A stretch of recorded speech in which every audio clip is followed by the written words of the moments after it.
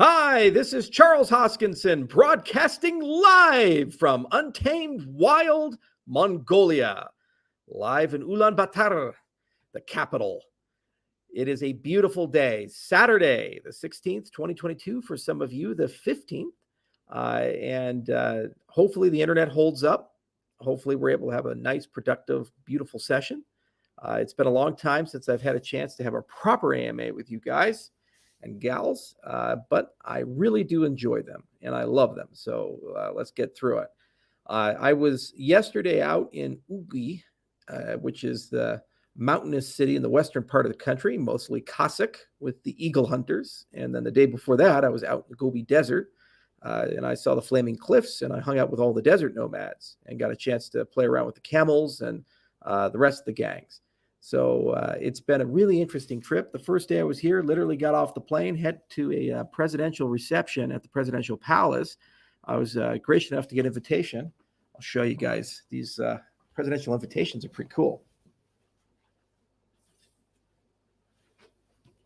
So here's what it looks like. And then they give you all the details and the official seal and so forth. So that's nifty. I got a chance to hang out with the U.S. Ambassador in Mongolia and a chance to see all the movers and shakers. President welcomed all of us very warmly. He still has his Imperial Guard. So they have the horsemen with the leather armor and the bow and everything like that. And the palace is actually built in a beautiful private valley.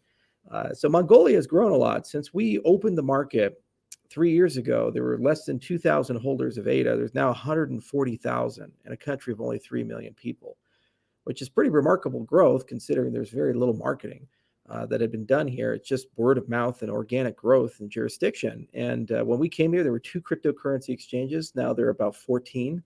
A lot of NFT projects, a lot of really interesting things floating around. Everything from they want to do gold-backed stable coins to art projects to restoration projects to educational initiatives.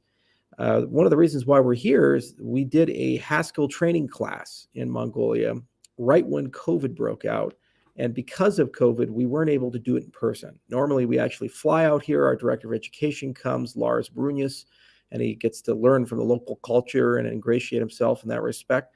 Unfortunately, it had to be done remotely. And I promised that when COVID receded a bit, I would come to Mongolia and when the borders are open again and actually hold a proper graduation. So that's what we're doing today, is that we're holding here in Ubi a graduation for all the Haskell students that attended and finished the course. We hired about, I think, 3 or so who were the best candidates from that class. And our hope is to make this a reoccurring thing where we keep training new people. We had a great meeting with the minister, dinner with the Minister of Digital Innovation and Communication. She's a pretty remarkable woman, graduated from high school at 14, college at 18, went to Oxford, and now she is in charge of digital transformation for the entire country. And I believe that blockchain can be a major pillar of that, from everything from national ID to supply chain assurances. So a lot of stuff is happening, and it's really cool to be here, and it's cool to be back on the road. I really miss this place. Mongolia is just really amazing. There's so many amazing things in the geology, in the landscape. It does remind me a bit about kind of a roll-up between Colorado, Utah, and Wyoming. And then you see the culture. The Cossack culture is totally different than the desert culture, and it's very different in the city. Of course, we met the WHO, not the WHO WHO, but the HU WHO, which is a famous Mongolian rock band, if you guys are interested. Really good music. They were at the presidential reception. We also saw some throat singing and other things in the countryside, and then some traditional Kazakh music out in the west. So it's real fun to see these things. When you spend some time with nomads, there needs to be some reflection on the meaning of economic identity. When we talk about economic identity, I don't like the term financial inclusion. Financial inclusion, to me, says you're welcome to be part of my system. So you remove agency and autonomy from people. You're saying you have to join what we have. I like the term instead economic identity or economic agency because it says you have equality with everybody. You're allowed to live the life that you want to live, to be in the place that you want to be, to have the customs you want to have, and you still have access to the financial markets. Those Kazakh eagle hunters, they love what they do. And for the most part, they're mostly untouched by modernity, modern society.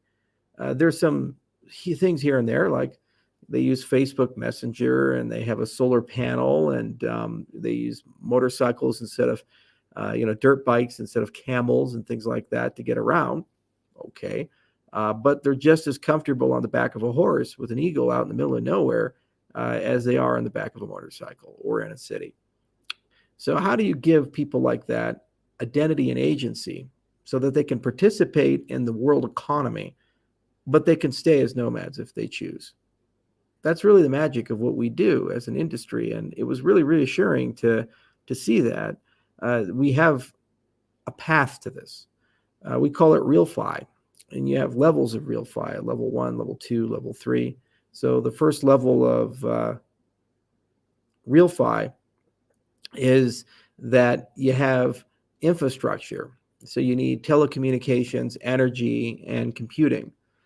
So you need the ability to move packets of information around. You need devices to process them. And obviously, those devices require electricity to power them. Now, if none of that is decentralized and it's all controlled by one actor, cryptocurrencies don't matter. Digital identity doesn't matter because you can be shut out by a single actor. When you look at the second layer, you need identity. And identity has two big parts. There's verification and reputation. Verification is I make a factual claim. I've been to this place. I have this degree. I've done this thing. And it's true or false. Reputation is a value judgment. And so instead of yes, no, it's questions like, do you trust this person? Is this person reliable? It depends. I might trust them to mow my lawn, but not with my kids, that type of deal. Again, if any of that is centralized, cryptocurrencies don't work because in practice, all the kinds of things you'd want to do are strangled by that. This is one of the reasons why I get so irritated with Bitcoin maximalists, because they seem to feel that just because they have this magic money, that's not even money, it's a digital commodity that just lives in the sky somewhere, that somehow this replaces the need for a decentralized power grid and a decentralized telecommunications grids and decentralized computing. And this completely obviates the need for identity systems, which are required to make these things useful and for commerce to work. It's effectively the lubricant of it. The third floor of RealFi are the actual applications. By the way, none of them run on Bitcoin. Peer-to-peer lending marketplaces, Oracle, stablecoins, these things. You have to do other weird stuff. So I think a lot about the RealFi stack, and we keep one foot in countries like Mongolia because it's a safe place for innovation. You have a lot of great tech entrepreneurs here. There's a lot of phenomenal companies here. There's great cell phone companies like Mobicom, and there's Zeal that's doing peer-to-peer lending. There's real stuff that's happening. On the other hand, 900,000, 1/3 of the country, are nomads. So what does that mean? It means that you have a close proximity to the people you want to help, but then you have access to people who can help them, who also are familiar with the culture and well integrated and have stable internet and stable computing and these types of things. So it's nice to be here. It's very educational, and it helps refine and focus the mission, and it helps really push us towards improving the systems of the world for everyone everywhere. And we learn a lot in the process, and it inspires us in the process, my company and the people with me. And we certainly brought a lot of great people. We brought Harris from the governance team, and Tony Rose from the identity team. And we have all the usual suspects like Jer and Tam and others, and some new faces as well. So that's Mongolia in a nutshell. And I have a special thing to show you guys as well.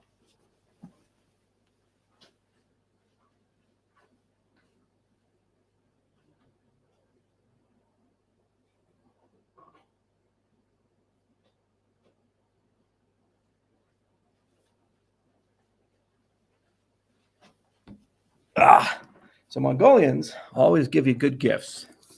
Check that out.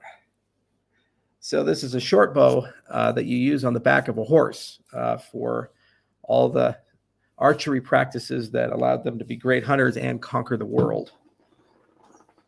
And yes, I am going to take up Mongolian horse archery at some point. Be a lot of fun.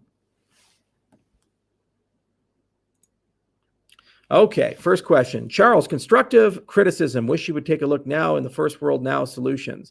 Well, August, the problem is that the first world doesn't need a lot of the things that we're selling. And second, where they do need it, regulators prevent us from doing things. So every single market in the financial industry is usually heavily regulated. And there's good reasons for that, as we've seen with Celsius and Luna and these other things. So that regulation biases incumbents, and it's very slow to allow any notion of innovation. It's why you pay high fees at the bank. It's why credit cards are the way that they are. It's why everything is so annoying. And it's why you see very few new successful entrants in the financial industry. Regulation, they say, is for consumer protection, but usually it's for incumbency protection and anti-competitiveness. Then you look at the rest of the world, and there are 3 billion people who are underbanked or unbanked, and the governments that they live under are more willing to innovate with you, remove red tape, and allow you to try new and innovative business models. Now, if those models are global, they're peer-to-peer, and they're very low cost, they will work everywhere in the world, including America and Europe. And then policymakers are going to start getting a lot of questions from their constituents of, why is it the people in Mongolia and Ethiopia and other places have a better banking system, identity system, and a more fair financial system than we have in the United States? And the only answer they'll be able to give is, well, the reason for that is that our laws protect powerful people and powerful corporate interests. So you're just going to have to accept a substandard system. At some point, people will vote those policymakers out, and the new ones will change the system to open up these markets and allow them to be a bit more fair. Now, cynicism aside, there is some progress like the Financial Innovation Act and these other things that could make the United States, Europe, and other places really attractive and interesting markets to work in. But there's a huge amount of uncertainty right now. There's anti-clarity where regulators will say one thing and then say another thing through enforcement, in some cases be contradictory and inconsistent. So, what do? You innovate and, you build global solutions. And my company is very focused on the developing world. Cardano is a general purpose protocol.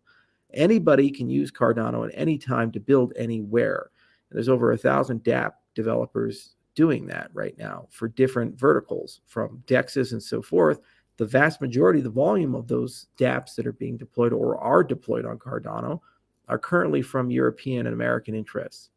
So there's certainly people that are very focused on first world now solutions, but it's a much more complicated puzzle, I'd say, than most people let on.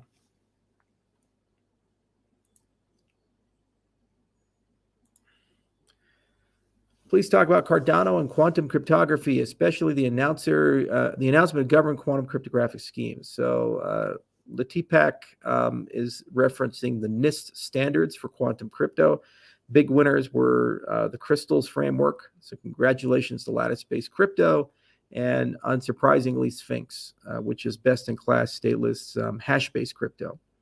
So I did talk to NIST prior to NIST announcing this, and they said that the full thing will come out 2023, but 2022, they've had most of the bulk of the work done.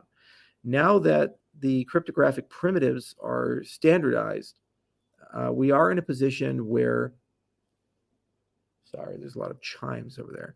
Now that most of the cryptographic primitives have been standardized, we are in a position where hardware will start being built towards it. So ASICs will be constructed, and a massive slew of research will go into the primitives that have been selected, and people are going to build whole systems on top of it.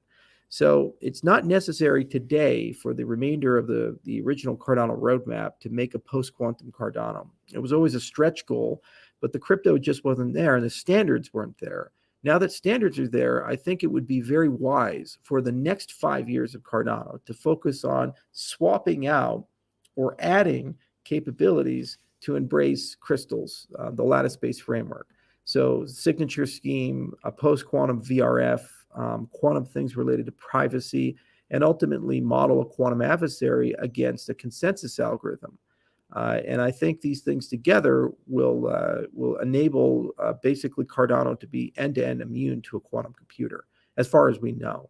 It's hard to say because the hardware is not there, so you can't test it and say, well, it doesn't do anything. But for known algorithms, and lattice-based crypto is a really cool area. There's a lot of depth to it. It's more complicated, and there are downsides for lattice-based cryptography and for all post-quantum crypto.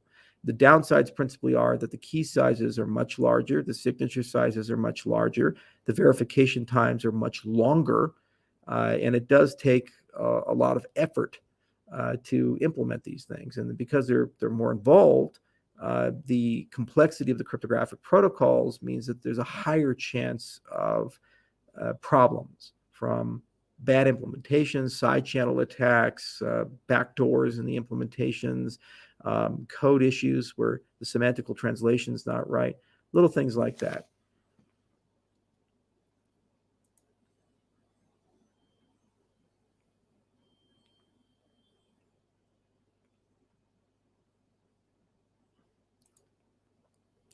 Crystals won't work from Andre Papa. Thank you, armchair cryptographic expert on YouTube. Very glad that you're here.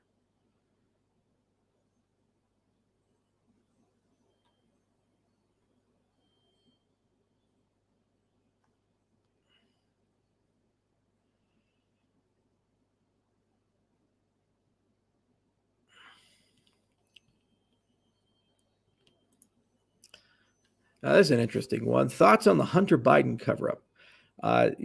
This is just a great example of media double standards and bias. When people believe something and have an agenda, how easy it is for them to focus on one person but not another, or to excuse the behavior of another person. We all do this as humans, and we all have fuck ups in our families. Hunter Biden is a pretty scummy fuck up. He's clearly taking videos of himself measuring drugs with hookers in different countries, and he's just not a good guy. That's not the problem. If you have a family member, a friend, a son, a relative who has a drug addiction or is a scumbag, that's not the father's fault.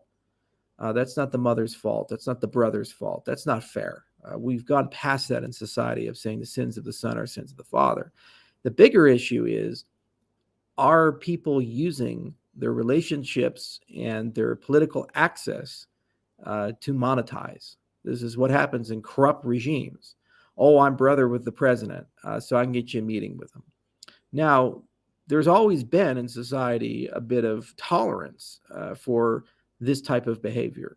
And we all kind of accept that if you're brothers with the president, maybe you have a way of introducing. Okay. Where it becomes unacceptable is if you say things like, well, if you give me $100,000, then I'll introduce you to my brother who's the president. That's wrong, and it's a crime. It's corruption. So the question is there evidence of that occurring? And you have a situation where something that should be a criminal justice investigation has become a political issue. And if you're a Democrat, you say, with no evidence at all, yes. And if you're a Republican, you say, well, because of the laptop, yes. And there's some emails. Now, ordinarily, there would be two institutions that would investigate this and provide some truth to it. One institution would be the Department of Justice. The other institution would be the media. And both of them have the capacity and ability to expose corruption and have done so many times. The problem with Hunter Biden is both institutions are not trusted because they actually picked a side. On the case of the media, they chose to say something that was real, wasn't real, and censor people who attempted to explore that because they felt it could impact an election. And in the case of the Department of Justice, it happens that the father of the person they would investigate is the president, who's their boss. So what do you do in these situations? You have an independent investigator look into it so that you have some notion of objectivity, and then you take a look and see if there's corruption, and there probably is, because there's a character deficit there, and it's easy to believe that that person went down that road. And then, it happens, and this shows you the consequences of propaganda with people. If there are Democrats listening to this right now, they instantly, viscerally say, well, what about Trump? What about Trump? You notice we're not talking about Trump at all. This has nothing to do with Trump. Zero, zilch. This has nothing to do with your most hated person with the political party you disagree with. This has everything to do with the specific facts and circumstances of the specific president today. And it's just a question of, do we live in a nation where we're tolerant of people monetizing family connections? And in some cases, against the best interest of the United States. And if you're comfortable with that because you politically agree with the person, okay. If you're not comfortable with that, shouldn't there be an independent investigation? Because there indeed is enough evidence in the public domain. There people who aren't qualified being put on boards and making millions of dollars, it doesn't sit right. It doesn't taste right. And you know what? An IG can look into many things, an independent investigator. They could look into other White House administrations, and perhaps that should be the standard. I don't have all the answers, but it's just very distasteful. And it's just an issue where something that should be investigated by two institutions is not. Instead of asking the question, why are those institutions not doing it and clearing people, we turned it into a political issue. And if you're on Team Blue, you have a side, and you're on Team Red, you have a side. Hunter Biden could be completely innocent of the allegations. Maybe, maybe not. I don't know. I don't have all the evidence. The point is there's enough there, and there's enough suspicion there that a reasonable person would conduct an investigation. If anything, just to ensure that the president is cleared. You have to hold the presidency to a very high standard because they're endowed with so much power and information. And if there's compromising factors, that's an issue. Everybody seemed to be completely okay with that assertion when Trump was under investigation for nearly 2 years about Russia collusion. That was a good thing to do. I remember every week on Saturday Night Live, Alec Baldwin would be there, and they had Robert De Niro as Robert Mueller, and they're talking about how he's going to go to jail and all these things. And that was just the thing, and totally appropriate, and we were okay with that as a society. But apparently we're not when the other political side does something, because the people who decide norms happen to be in that camp. This is not how you run a society. It's not how you run an organization. You start with principles and values. You don't start with politics. And you apply them equally to everybody and fairly to everybody. And again, if you feel they were not fairly applied to Trump, well, then apply them. I will remind everybody listening that 1 million Americans have died from COVID. I'll remind everybody listening that our economy was badly damaged from the response to COVID. We now have 9% official inflation. I would argue it's 20 to 25%. The largest wealth transfer in American history has happened. For-profit companies were given billions of dollars to build products, told they have no risk in deploying those products, they cannot be sued, and given guaranteed marketplaces for those products. When we had the Defense Production Act and we didn't have to do that, no one in Washington wants to conduct an investigation into the origins of COVID and the response to it. No congressional hearings, none of this stuff. Apparently, we just forget it and move on. 1 million Americans died, more than World War II. But the most important investigation is the January 6th hearing right now.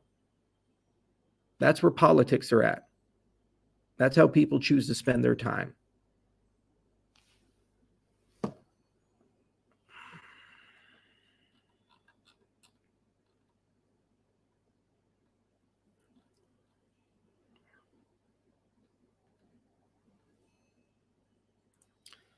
Hi, Charles. Will Cardano be ISO 222 compliant? Yeah, I've asked about it, and we have a team looking at it. It's a collection of standards. Some would be relevant to us, and some would not be relevant to us. So we'll figure it out.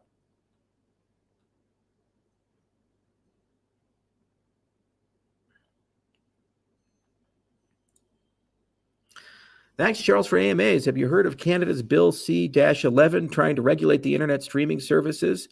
It wouldn't surprise me. I'm not familiar with that particular piece of legislation, but there's been a marked increase in totalitarianism up north. And there seems to be a group of people there that's want to run everything from cradle to grave. Politically, I've always been a libertarian, so I get uncomfortable with these things, but I don't know. I don't think you should discriminate packets of information, electrons, and thoughts, and say some are appropriate and some are not. I just always have felt that way, but I'm not familiar with it, so I can't speak on it. But I just know what I've seen and what I've heard from my Canadian friends up north.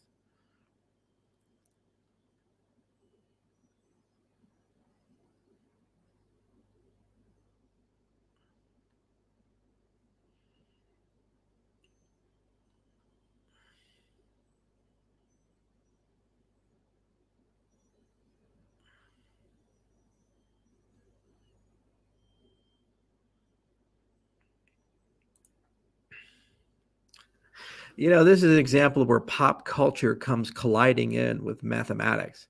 So, hi, Charles. Can you discuss how meaningful Gödel's incompleteness theorems are? What are the profound philosophical implications of these proofs? It seems like these proofs speak beyond mathematics.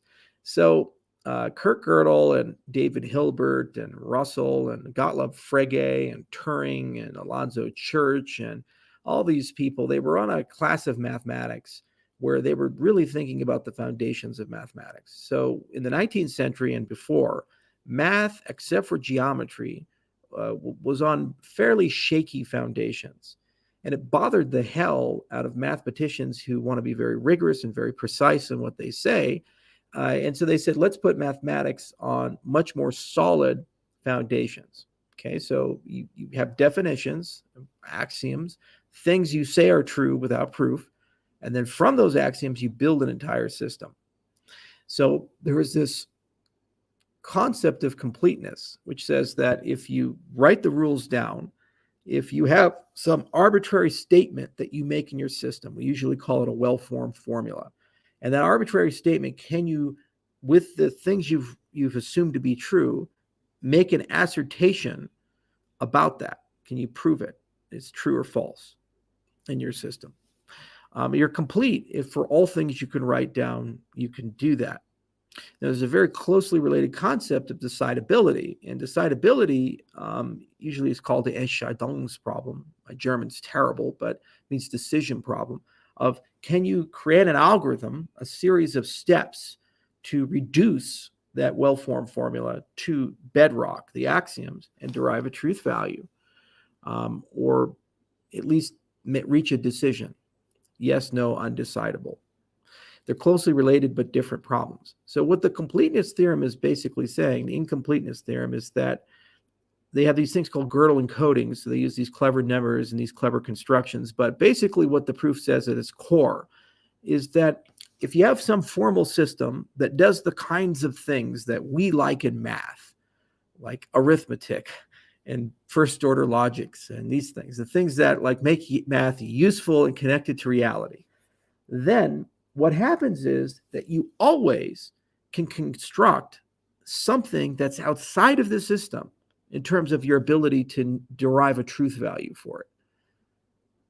So in other words, however big your system gets, you need another axiom to be able to cover something. But the clever magic of Gödel was that the minute you add that, you can construct another thing with that axiom recursively that basically allows you to then create another statement that you can't prove. So you're always in a situation where you have stuff that's outside of your system. Now, for 70 plus years, this is a known result. Mathematicians accept it and they say, oh, well, that doesn't mean you can't have complete systems. Hilbert's formalization of geometry is a complete system. So that's fine. It just says that the way that math is constructed right now, we do not have completeness. Is that a problem? No, because these things that we can't talk about aren't meaningful for most mathematical conversations. And so most mathematicians study it and ignore it. It's a class you take. And then, oh, yeah, I learned about foundations of math. Yeah, there we go. You can talk about it at a cocktail party, but it's not meaningful. Then the philosophers got a hold of it and they said, this is why there's a difference between cognition and intelligence, consciousness and artificial intelligence. This is why man can never know the vastness of the universe. This is why we can never build perfect systems because there are things that are beyond our comprehension. And Gödel proved this. It's like, he didn't say anything about that. Math is a language. It's a game. You set some rules up. There is a system of how you manipulate those rules, and they construct up the things. Just so happens that that game occasionally overlaps with physics, with real life stuff. And when it does, it's useful for real life things. But there's whole fields of math that don't connect to real life things and are utterly, utterly useless. And you can actually construct completely different rules for math. And there are mathematicians who do this. They're called set theorists. Woodin is one of them, Woodin. He is, omega set theory and these crazy things. And he tries to construct systems where the continuum hypothesis is false. A completely different rule set. And you can, with different rules, something that's true in ZFC set theory, standard mathematics, would not be true in a different set of rules. Is that okay? Sure. It's perfectly fine. It's constructed reality. Now, I'm very interested in this topic because at the Hoskinson Center for Formal Mathematics, the center that we set up at CMU, we're very interested in a branch of math called constructive mathematics. And we're very interested in what can you write down that can be machine understandable. Anything that lives in these weird girdle realities of abstractions, because they can't be formulated in a formal system, it's very difficult for a computer to reason about them. So there's certain branches and areas of math that are intrinsically more difficult to describe in productive ways such that you can constructively get a proof that's machine verifiable. So yeah, it's useful from that side, from that standpoint. But it's useless from a philosophical viewpoint. I think you're barking up a completely wrong tree. There's a much more interesting tree, which is the gap of perception. How we cognate, how we think, how we perceive is not real relative to reality. There's a gap in reality from what we see and hear from what actually is happening. This is what you see and hear is a constructed reality that is the best your brain can process. And your brain can't process everything right. And so it fills in the gaps with extrapolations, but you're not actually seeing real reality. Cognitive neuroscience will tell you this, and there's plenty of great books written about it that float around. They say reality is a lie. So given that there's a gap, a perception gap between how it really is and what we perceive, that means that there's so much more beauty and nuance to the universe that if we could get extra perceptions, we would maybe be able to think in different ways. For example, human beings, we can't process four-dimensional reality. We can write it down in mathematical formulas and write books about it, and we can do art and kind of imagine what four-dimensional space would look like, but we don't think in 4D. We think in 3D. But if we had hyperspatial perception, maybe the universe would be a completely different animal to us. There are people who are born with completely different senses than our senses. Synesthesia is an example of that. So they perceive things differently. Music can be colors. Oh, that note is blue and that note is red, and C flat, C sharp is yellow. These types of things. Okay.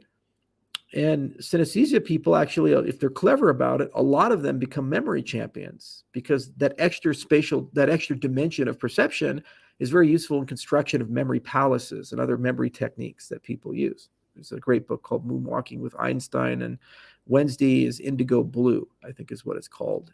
So Moonwalking Einstein is about memory, and Wednesday's Indigo Blue is about synesthesia. So it's an interesting thing. So I don't pay too much attention to it. There are plenty of books about this. Most of them are written by philosophers, not mathematicians. But, if you're really interested in the philosophy of mathematics and you want to go down that road, then what you ought to do is you ought to read lectures on the philosophy of mathematics by Joel David Hampkins. He's a professor at Oxford. Wonderful book, and it'll take you through a lot of this stuff. What are your thoughts on Saylor claiming Cardano as a security? Well, Mike Saylor is the Tone Vase of this cycle of, him and Jimmy Song of this cycle of crypto. So back in the day, we had Tone, and Tone was this podcast. He's still around, and I like Tone. But he had this thing, it's like everything's a scam. It's a scam. It's a scam. Oh, it's a scam. Oh my God, it's a scam. Everybody's scamming. He even had this thing called the Scammies. It was his awards ceremony, the Scammies. So now we got Mike Saylor. He's like, Bitcoin is the way. Again, it doesn't do anything for RealFi.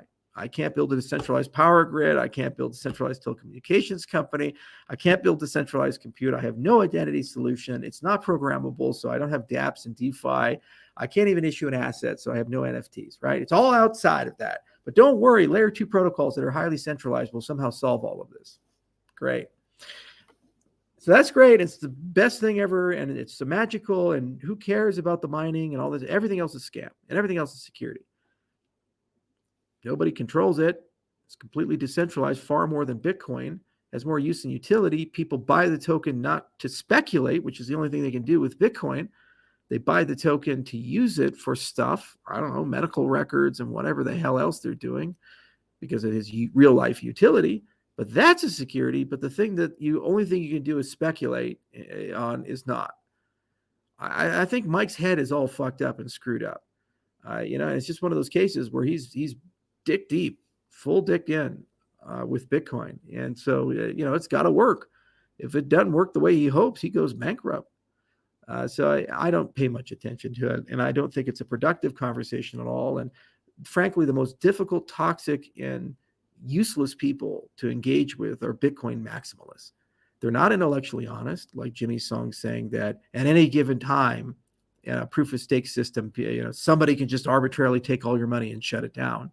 It's not honest. It's just libel. It's not true. The protocols don't do that. And they feel they have no burden of proof and evidence of the statements that they make. And then they say the only thing that matters is their thing, even though their thing doesn't do anything. Just stores value. Okay.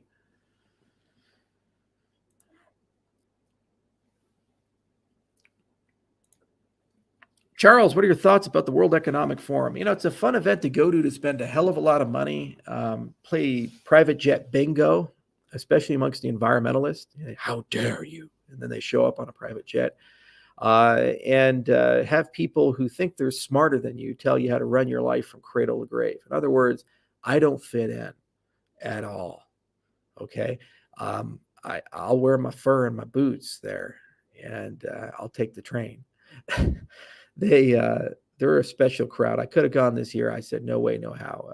Instead I went to Consensus. We did send some people. Joel Teltner and Rachel Epstein, they both went. Joel is our chief legal officer, and Rachel does our government policy stuff in DC. And they talked about law and policy because FATF is there and these other people are there. But it's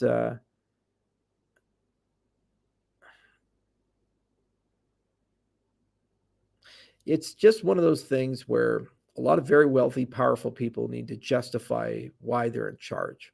And they create a reality where everybody needs their solutions. And there's no accountability and feedback loop. I don't like it. It's very distasteful. And I don't think I'm ever going to go again to the World Economic Forum. There are much better events like the Milken Institute event. Mike Milken, say what you will about the guy. He's extremely solutions oriented and very gracious, super nice to me when I met him. And every person I met there, a lot of them were really obsessed with solving problems. And you can't tell me that's not as prominent as WEF. I mean, everybody was there. Even Mnuchin was there. I mean, you had senators and congressmen there, Fortune 500 CEOs there. Come on. Got to learn about Goop. So no, not a big fan.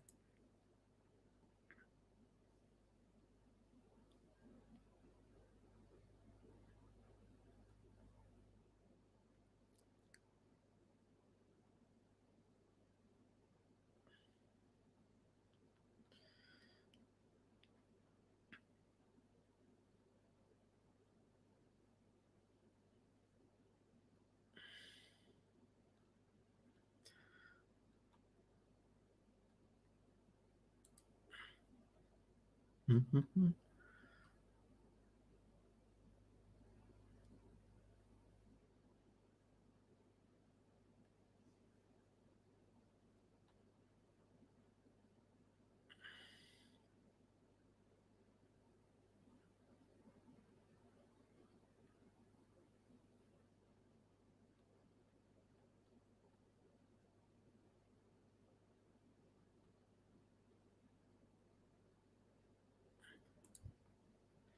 Hi, Charles. I'm so sorry if you've already addressed this, but why is your shirt flickering?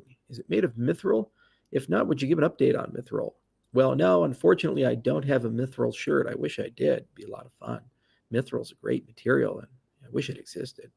I can give you an update on mithril. They're on a 2-week development cadence, and they've been moving along, doing all their proof of concept. Mithril is in what's called the applied research phase. So there's a collection of open questions that need to be resolved and proofs of concept that need to be done. And the end result of that will be full end-to-end verification that mithril as a protocol is viable at scale and in production. Then what happens as mithril leaves applied research is mithril will enter into a productization phase where partners will work to integrate mithril. We'll do this with Lace, our wallet, and then we, of course, will work with others, hopefully a DC Spark with Flint and, the Vacuum Labs guys with Ada Light and maybe Roy and so forth. And then basically the goal would be designing a pluggable modular interface so that mithril can be used and commoditized in that respect. So phase one is getting all the rust off and figuring out how it works. And we're deep in the weeds. And we've gotten to a point where we feel mithril is quite viable. And now there's going to be an inflection point, a translation point from applied research to pluggability. Now, we've improved our processes to a point where we're able to do things very quickly. We have a 2-week development sprint with mithril. So every 2 weeks, I get a full report, and they're answering questions at a pretty good rate. So I'm optimistic that towards the end of the year, that all the applied research for mithril will be done. And then it's just a question of what is the gap between that implementation and what we'd like to do for productization. Given that there's tight integration with the Lace team and tight integration with the Galwad developers and our developers, the delta between what the applied research is doing and what will end up in market is pretty small. So I don't think there's going to be a lot of latency on that turnaround. Hydra, by the way, is also an applied research project, but it's following a very similar trajectory, and it already has commercial partners who are working to integrate. So I'm quite happy about it. So for those of you who don't know, mithril is a long-term play for Cardano inclusive accountability. So basically, the idea is that if you have a cryptocurrency transaction sent to you from Cardano, you'd like to be able to verify 2 facts. One, that the tokens on that transaction are real, and 2, they haven't been double spent. The canonical way of verifying this is either having a full node, which means that you're able to check it against your entire version of history, or trusting a third party in some way to help you with that verification. Both are suboptimal because the full node is very large, and it's only going to get larger as Cardano gets more used, and suboptimal, with trusting people, because the whole point of crypto is trust nobody. You lack a property called inclusive accountability. With mithril, you can send on the wire with the transaction a proof, and you should be able to check that proof with less than the full blockchain. So a small amount of data, several megabytes, which means that cell phones can have the same level of security as a full node once you have this running. So ultimately, it means your light wallets can be just as secure as full node wallets. That's why we've invested a lot of time, effort, money into trying to figure out this technology. And, there's some very heavy approaches like Plumo, which is what Cello's using, and what Mina's doing with recursive snarks. And okay, but they still need an archive for the blockchain. So to me, it makes sense to use a simpler cryptographic primitives, simpler implementation that you can bring to market in a year horizon that basically accomplishes the same thing in practice that these guys are doing. But I don't know, maybe I've been in the business too long and I'm just jaded or something.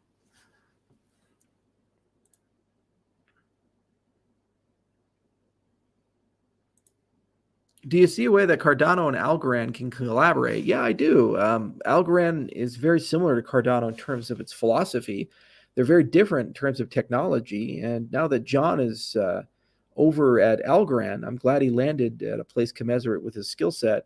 I do believe through John that there's a lot of opportunities to do joint efforts. Like we both have similar problems in post-quantum crypto, and actually, there's some great people on the Algorand side that are experts in lattices. Craig Gentry, for example, is over on that side of the rainbow. So I'm very optimistic that we can figure out some collaborations where and when it makes sense for both parties. But remember, it's 2 keys. So even if it makes sense for us, it has to make sense for them. And it's one of those things where we can talk to them about it.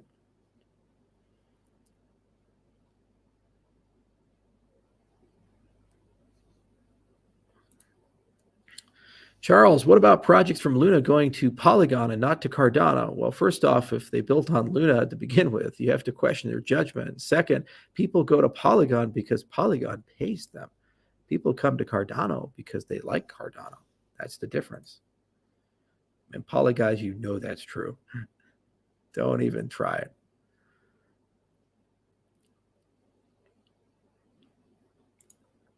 Charles, what's the best method for storing key phrases? I am going to do a follow-up video to my InfoSec video. I've gotten a lot of feedback on it. I just haven't had the time for it. I will talk about some key phrase best practice methods that can be done.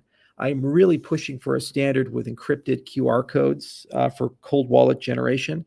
I think it was so powerful because the problem is what people do is they write down their keywords usually on a Word document or something and print it, or they print a paper wallet as a backup store, but printers are insecure and they tend to keep memories so you can replay them. So if somebody's used a printer, you can actually reprint a lot of the things that the printer's printed before. So it's not a good approach. And if you had a encrypted QR code, if there was a replay attack, they'd just get another copy of an encrypted wallet. Wouldn't do anything.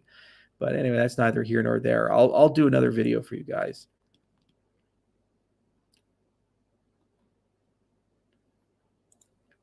Someone called Mike Alfred. He wanted to ask a question to Charles. He said in Twitter, well, Mike, you're welcome to come here and ask a question, man. I'm willing to answer anything you ask. You might not get the answer you like, but I'm willing to do it.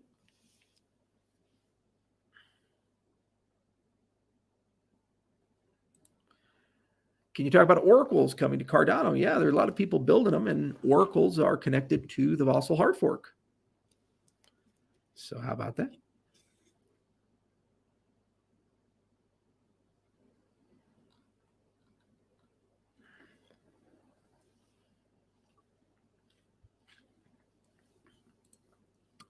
Any thoughts on Mishinsky?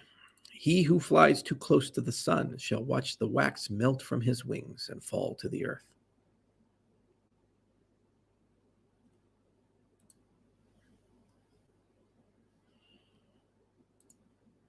What was the European Union project Iohk doing? That was for decentralized software updates. It was a Horizon 2020 program. We completed it, wrote a whole report, and have a protocol for it.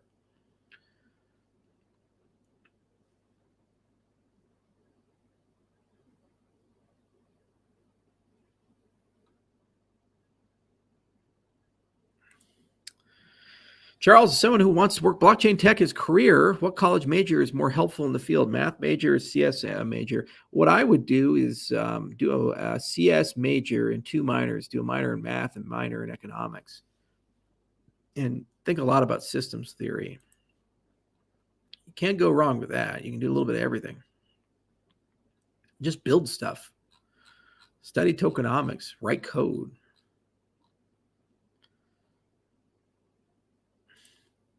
Why do you own all 7 multi-key SIGs? We don't. See, people just lie. Lie. No, it's a tripartite structure, guys. You did a great job at Congress. When will you go again? Probably going to go to the Senate next time and working on it.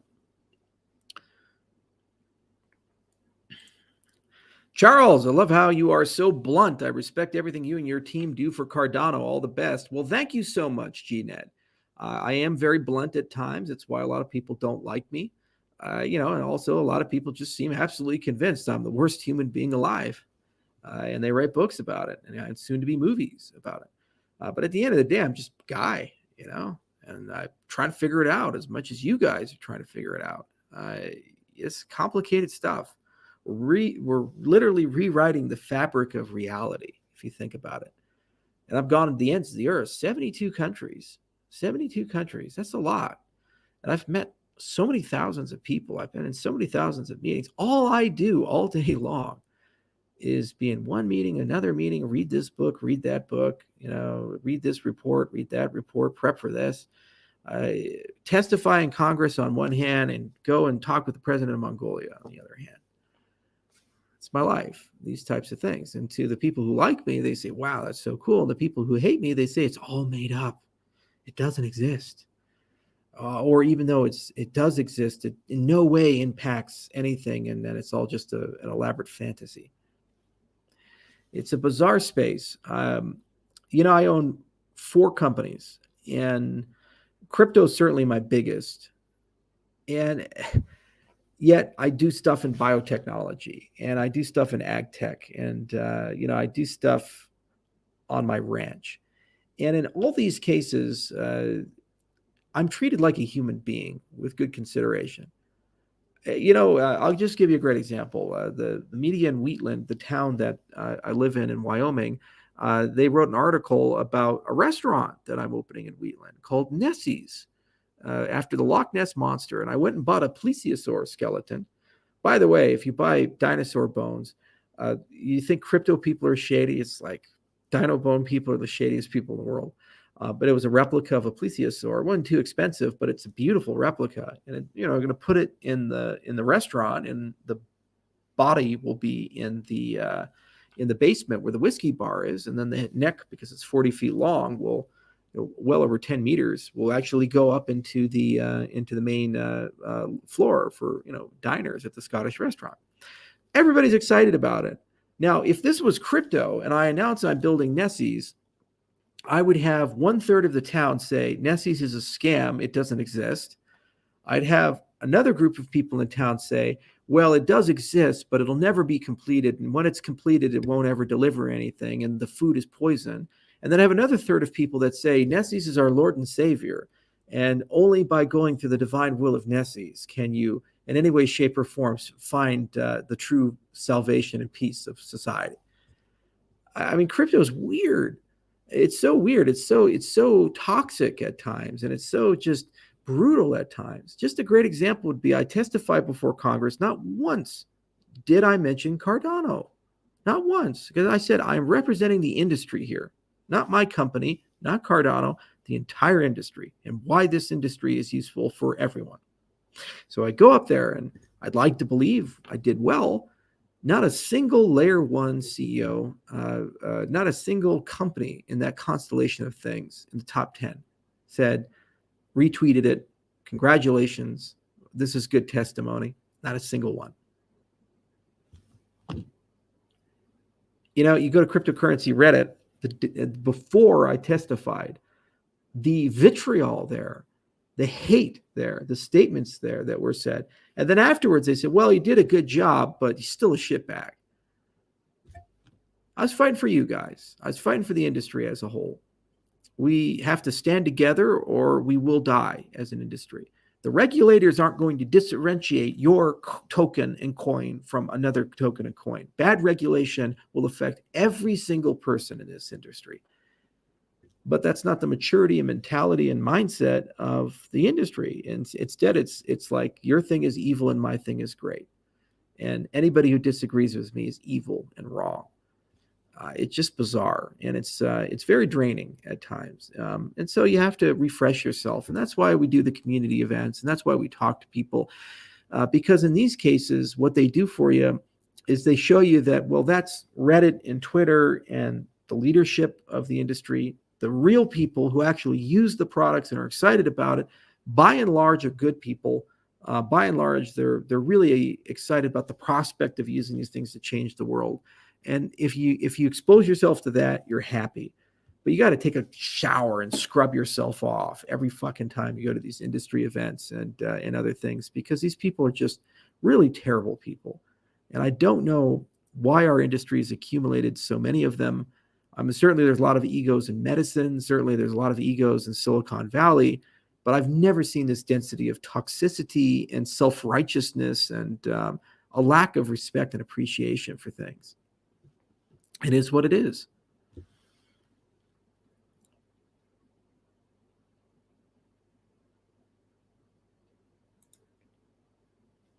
Charles, can you discuss what is the relationship between Iohk, Cardano, Mongolia, and what are some of the ongoing projects, and how is adoption in Mongolia going?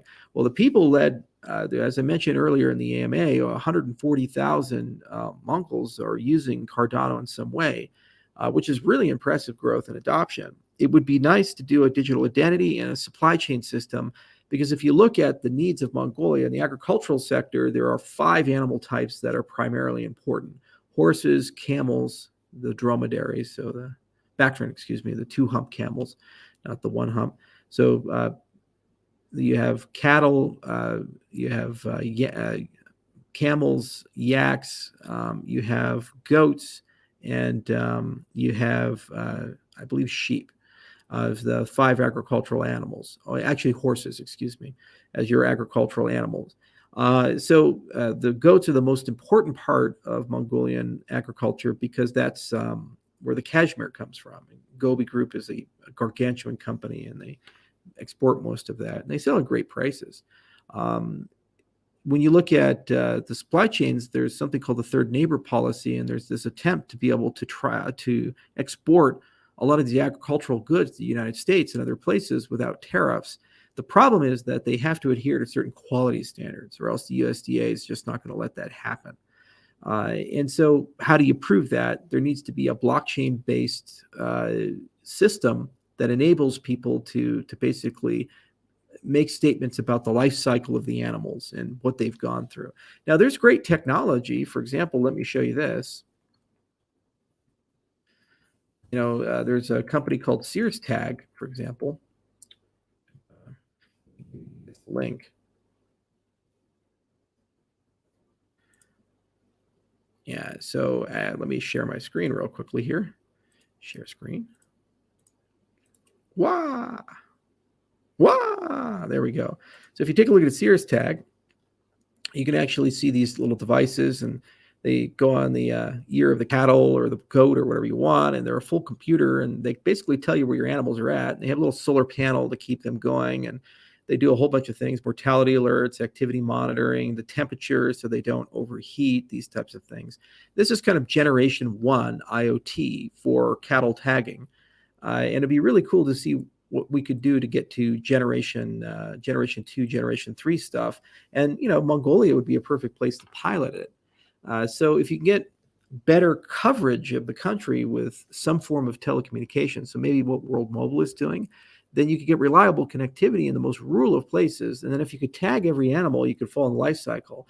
Now, it seems like it'd be a somewhat expensive thing to do. There's about 80 million animals in Mongolia, only 3 million people that are used in the agricultural sector. But if you can get to that like $2-3 price point, you're talking about maybe $250 million for end-to-end tracking of all of the animals in the country. It's really not that expensive for all things considered from a nation-state viewpoint. And then if you could trace the entire life cycle, and you can know where the animal's at, what they've been exposed to, the geographies they've gone to, the diet of plants that they've had, you're not going to get milk sick from them. You can know a lot about the antibiotic intake that they've had, accurate logging, then suddenly export makes a lot more sense. So these are the kinds of things I'm very interested in, and it's a great play for Atala Prism because there's a track and tracing solution and an identity solution, because you can give an identity to a person, you can give an identity to a yak. You can create a verified NFT to represent an asset like a ball of cashmere, these types of things. And it'd be a lot of fun to chase and explore that. So we talked to Abuna, the Minister of Digital Transformation, and a few others in the government. And, at some point, I think we're ready to go. We were scaling up to do something, then COVID hit. And if I have to send a lot of people, it just doesn't work. So I said, all right, well, just Mongolia is not going anywhere. Let's calm down a little bit, and, we'll circle back to it. So hopefully in 2023, we'll be able to do something pretty cool.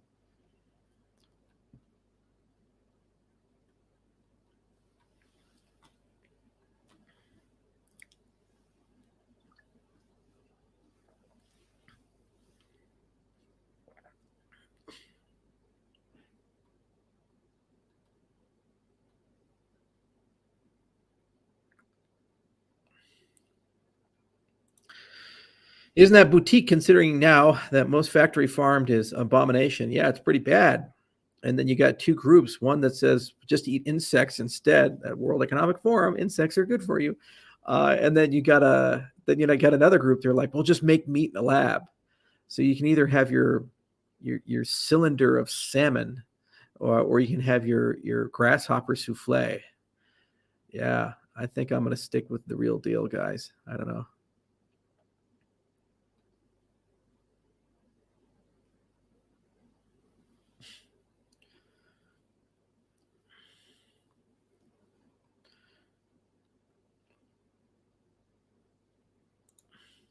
Hi, Charles. When will the paper on decentralization be completed? The term is still being thrown around the industry. It's a summer project that Agalos is personally going to attend to. So probably August, September, if I had to guess. But, it just depends. And then the EDI will be established before the end of the year. And then it can be kind of a guiding star for things.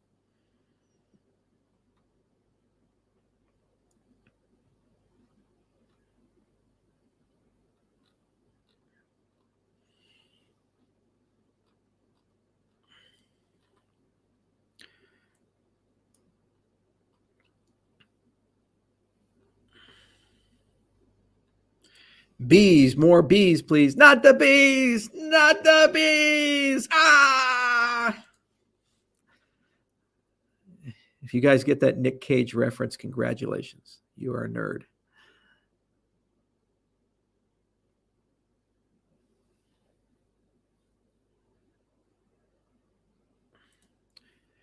Pray for me, y'all. I leave for rehab this coming week and I'm scared shitless. Well, just, I don't know what you're going through, but you have our thoughts and prayers.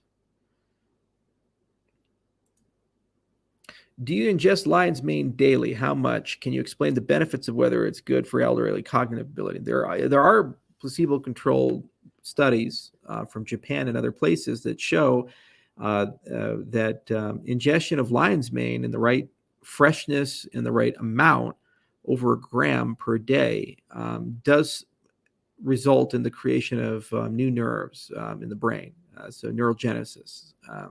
So there's some BDNF action there, and that's directly related to improvement of cognitive decline.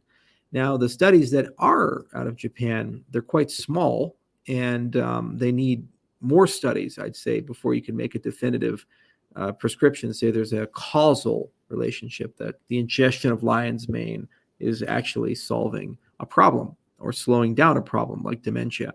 That said, I'm very bullish and optimistic because it doesn't do any harm. It's not a toxic mushroom. It's quite tasty. It's easy to ingest in many different forms, from raw to tea and powders and so forth. I grow them myself.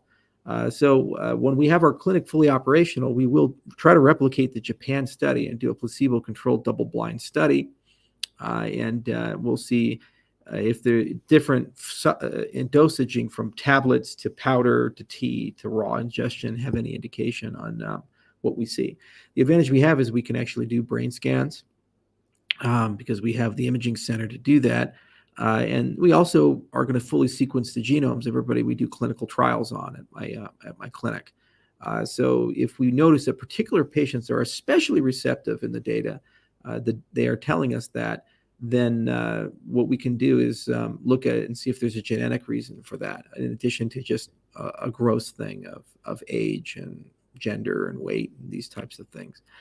So very exciting potentially. And, as with all things in the supplement business, you have to be careful because people tend to hype things up. But like resveratrol and NAD and other things, there's definitely evidence that this is good for you. And in the case of lion's mane, it's good for cognitive abilities and not going to do any harm taking it. So, try it out and see if it works for you. But we don't have the clinical evidence to say definitively that lion's mane is doing something interesting. Just have some stuff.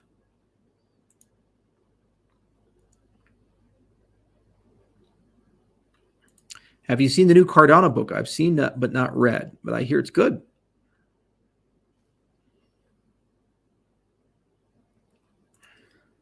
Charles, great to have you back. Can you explain what defines settlement time on Cardano? It's probabilistic finality, just like Bitcoin. And so you just have to wait for a series of confirmations. So after a collection of blocks, depending upon your risk tolerance, the chance of a fork or reversal, a rollback, is so low that it's a safe transaction.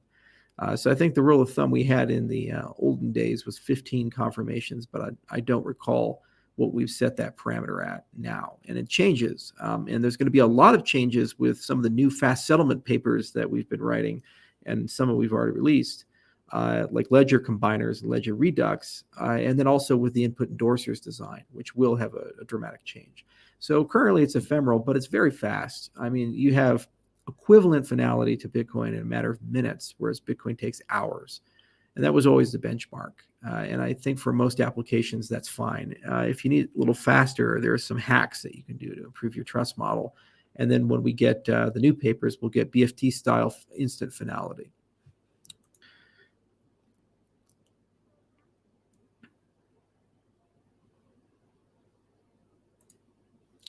Hi, Charles. Do you meditate or practice mindfulness regularly, or is meditation retreat a one-off thing? Love you. I do meditate, but not as often as I need to. And right now, I'm really involved in neural stimulation.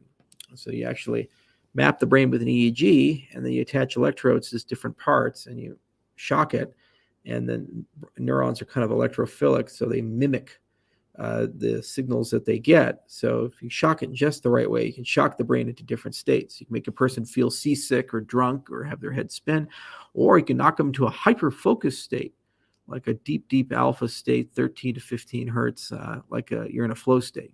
So I've been doing a lot of experimentation with that with some domain experts.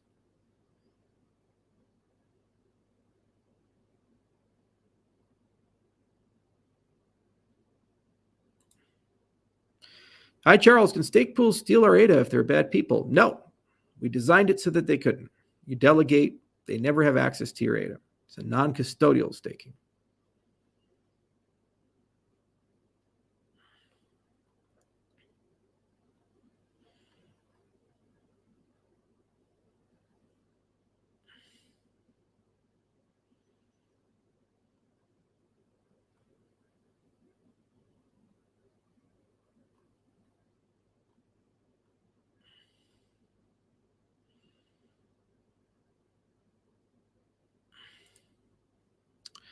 Charles, I've been part of Cardano from day one. Something that perturbs me is that you and Vitalik are biting at each other's ankles like Yorkshire Terriers.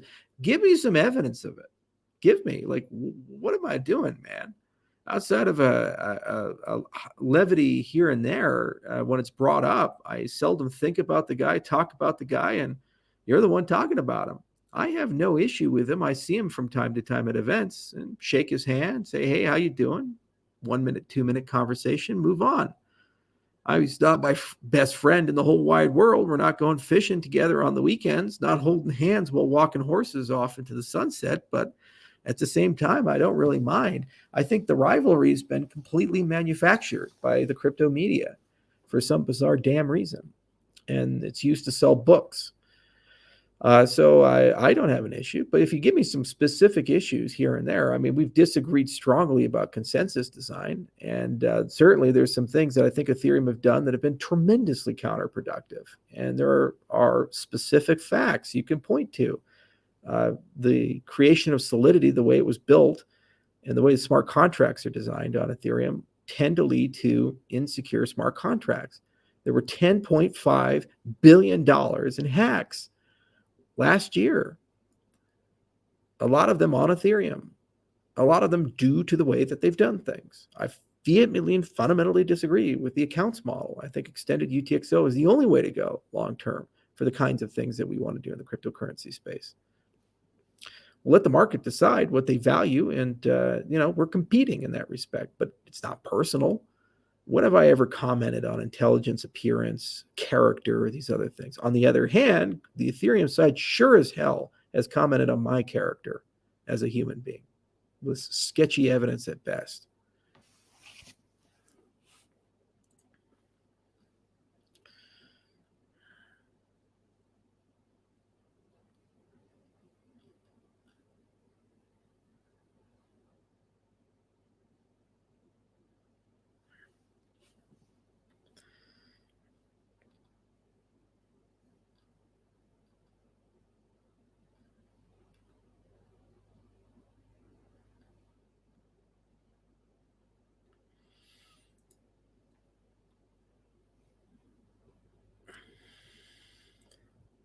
How's Snoop been? I think Champ's coming up to the ranch here in a little bit when I get back from Mongolia. Snoop's good. We're going to do a music video, man. It's going to be good. We'll figure this out. Got to get the Black Hawk in it, although I think we need to get an exhibition tag for it. So if the FAA, I'm just going to hire fucking Eminem, and we're just going to redo the Without Me song and be like, the FAA won't let me be. Just rewrite all the lyrics. Come on, guys.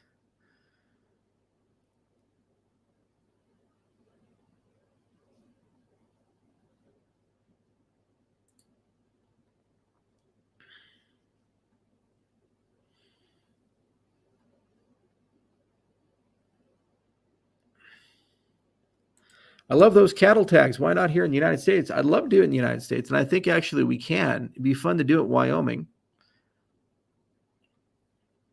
And we're looking into it. There was Beef Chain, and we did talk to them for a long time. I have my bison. I have 500 of them. I do need to tag them for crypto bison, so we'll look into it. Charles, pardon my ignorance. Was Iohk founded in Hong Kong? Iohk was a Hong Kong holding company. We still have the name from the legacy, but we no longer have any Hong Kong infrastructure at all. It's now U.S.-based C Corporation, and I was not living in Hong Kong. There were two places you would start companies in Asia, Singapore and Hong Kong. Hong Kong is a real city with real people. Singapore is the Dubai of Asia. It's like all one giant mall. It's very pretty, and it's very fake. Hong Kong, you would be in like Kowloon, and you'd go to some fish store, get something to eat, and you'd order a fish, and they just take it out of a tank and go hit it on the sidewalk and go cook it for you. The guy sitting to your left is like some old Chinese billionaire, and he's eaten at the same place for 45 years, and this is where he eats lunch. And so he's like the third richest guy in the entire city, and he's just sitting there eating a fish next to you that they've just killed on the sidewalk, and they cook. It's a real city. It's very Grinchy, and I like that. But it's unfortunately changed quite a bit in the last 5 years, and it's become basically a proxy of China to the extent that there's no political autonomy or differentiation. I would not recommend starting a company in Hong Kong these days. I heard you were collaborating with Solana. It seems like you were quite a fan of their network. Collaboration with Solana would actually make a lot of sense. My brother, a little bit of lore in the family. My brother, before he became a doctor, actually ran a very successful business. It was called NintendoRepairHut.com. And I probably on Wayback Machine, you can see all of his inventory and the things that he did. But let me tell you, he did some great work. He would make for the old NESs like custom molds and actually create the new lids, because the lids would always break on the old Nintendos. And he actually got new pins made for the Nintendos because the original ones were made of too flimsy of a metal. And what happens when you push the game in too hard, it would bend the contacts. That's why when you blow on the cartridge, it actually makes contact better, because it provides a kind of a conductive fluid for it to go from the cartridge to those little pins that get bent. So the ones that my brother would make were made out of a stronger material. So when you put them in, it would fix the flashing light problem on the NES and so forth. So I was thinking, since Solana comes from that world, that maybe there's some legacy there. We could figure out how to turn it on and off, take it in and out, blow on the cartridge, these types of things. I don't know. It might be possible. But my brother doesn't do Nintendo stuff anymore. He's a doctor.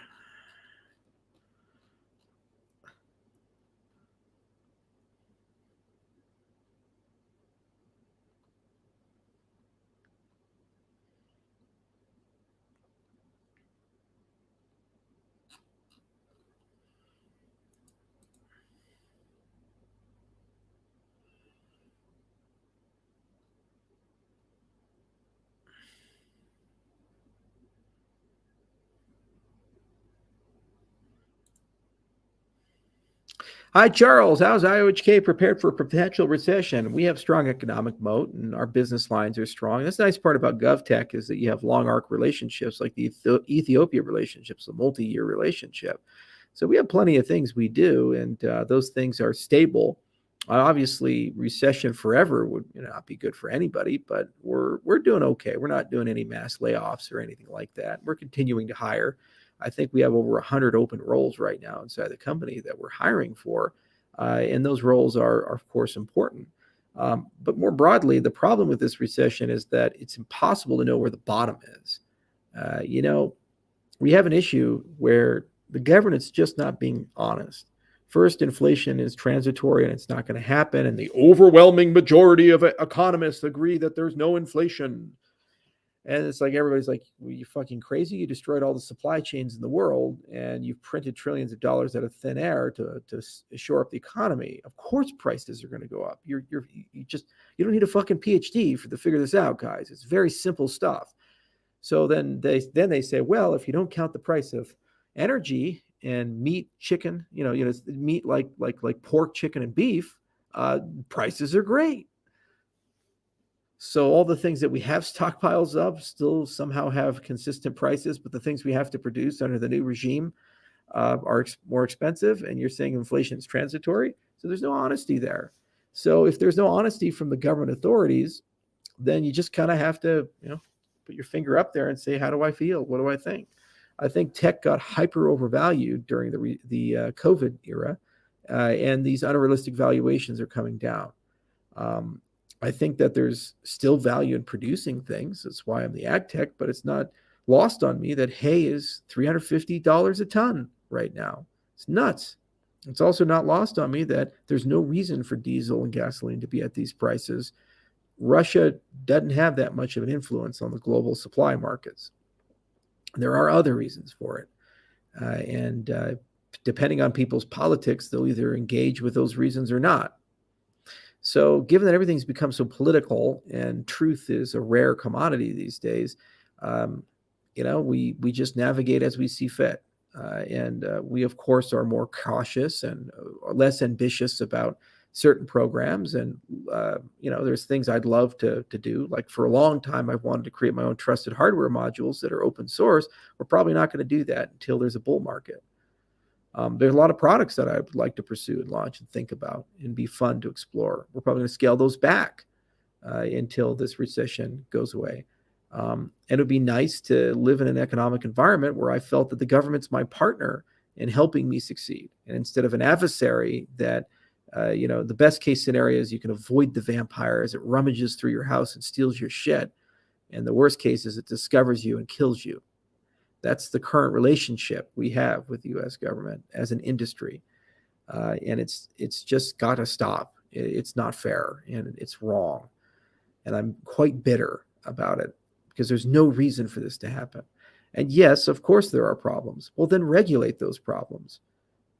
Sure, unrestricted speculation is there, but it's the Wall Street guys who are fucking doing it.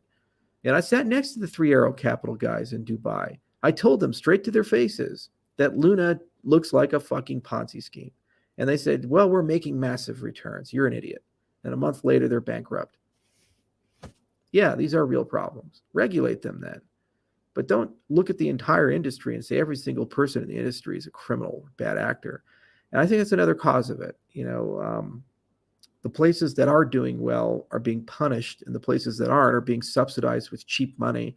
And the cheap money is destroying the economy. It's creating rampant inflation, and that has to clear through.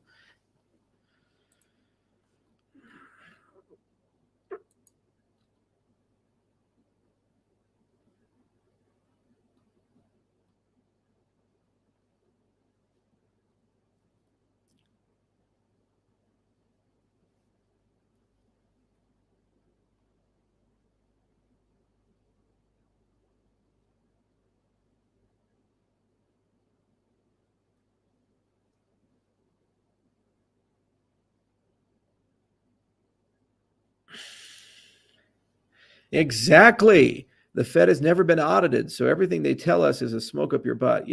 Back in 2011, when we were pushing for audit the Fed, I will never forget this. It was the same story almost everywhere. You talk to a congressman or a senator, and you'd be like, we need to audit the Fed. And their office would say, well, of course they're audited. You're crazy. We don't need to audit them. They're already audited by the normal government processes. And then some staffer would be like, well, actually, Congressman, we don't audit the Federal Reserve. And they would have this look of horror on their face. You're like, you mean to tell me the guys who print all the money in the United States have no oversight? Yes, Mr. Congressman. We need to do something about that.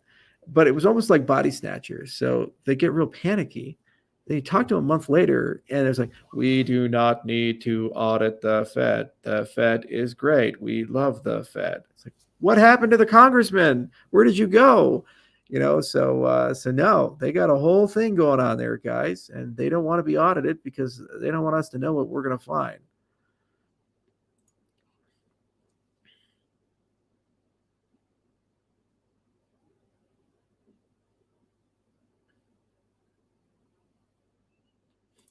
That was Ron Paul. Yeah, we had Tom Woods, and actually Peter Schiff was even part of that back in the old days before he went cray cray.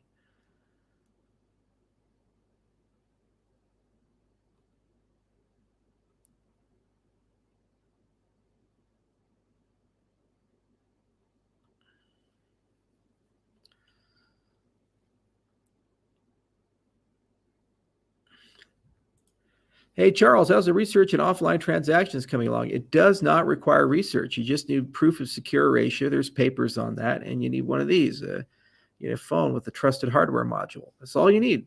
That's all you need, and you're done. Unfortunately, it's stalled right now. There's not much we can do because there's a price point, and it's great for phones, but it needs to be like $1 if it's going to work.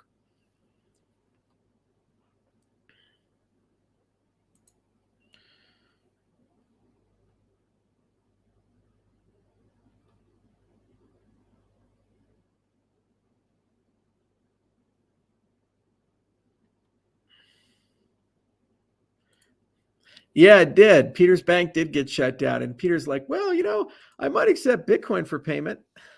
And I was like, he said the thing. He said the thing. He said the thing.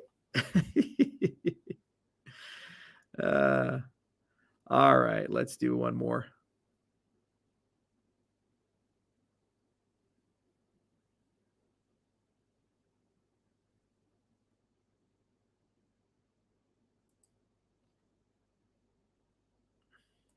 All right, bonus question. Will your restaurant serve haggis? Oh, it's going to be grand. We're going to have the haggis in a nice sheep's stomach. It'll be, it's just, way a bit rough and tumble it would be. It's a 2-course meal. There's one that goes in the mouth and there's one that goes into the toilet. Oh, it'll be grand. Yes, we are going to have haggis.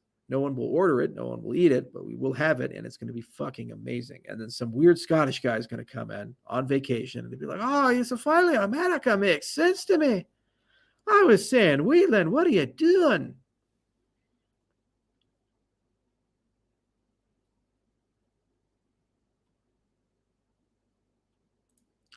I watched a video by Andrew Westberg, SPO for Cardano, saying IOG owned all 7 keys. We do not own them. There's delegated authority, but we have never been the legal owner of all 7. So it's just a lie. It's a straight up lie. It's delegated authority, and it's an agreement between the 3 entities so that we can do the hard forks that are pre-agreed on the roadmap. That system is being rotated out, and when a members-based open source project turns on, the whole system will be put over there. For key management, you have 4 properties. You have the legal owner, you have the custodians who actually hold the keys, you have the signers, usually a different party with delegated authority, and then you have the authorizers. The big one is here, the authorizers. Okay, the other parts, those can be put on chain or off chain. It just depends on how much risk you want to take. But here is the voting system. And if a relative majority wants to do it, let them do it. That's what Catalyst is bringing. Okay, and we're almost at that point. As for the other components, it's transferred over to a member-based thing, and it goes from a set of 3 to arbitrarily large set. The set of signers can be 100. Guys, it's not rocket science, and people are making a mountain out of a fucking molehill. There's a roadmap to execute.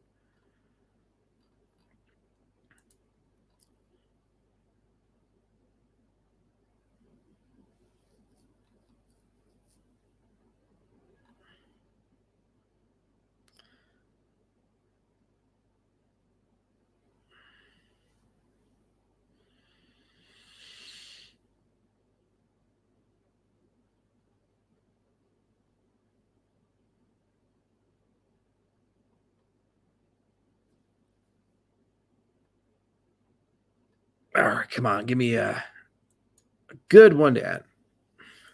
Are you really part Italian? Yes, sir, I am. Quarter Italian. And I can even post my 23andMe results if you want to see that.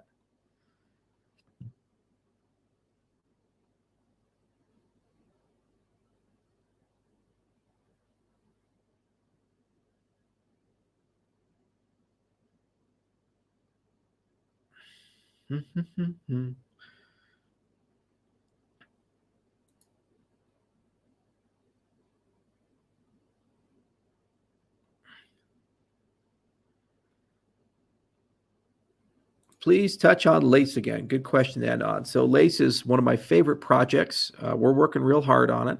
We will have an announcement later on LACE, but I will say this. I think it long-term is going to be one of the best wallets in the entire cryptocurrency industry and the first for a lot of things. And finally, to end, Charles, have you ever heard of Göbekli Tepe, the ancient monolithic structure from 9,500 BC that suggests humanity's history goes further back than thought? There's a very interesting theory about this. So some people believe that around 10,000, 11,000 BC, there was an ancient empire. This is kind of the Atlantean thing. And that those people were very widespread across the entire world, which is why we have architectural reoccurrences of like pyramids and certain icons and certain gods and so forth.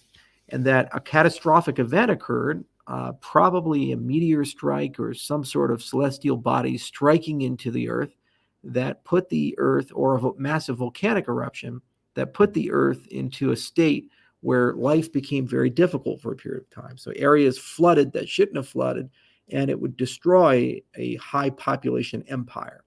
The rulers of that empire, the leadership, the smart people who survived, they would fled around the world, and then the places that they fled to, like Turkey, where Göbekli Tepe is, or Egypt, eventually started imprinting their culture.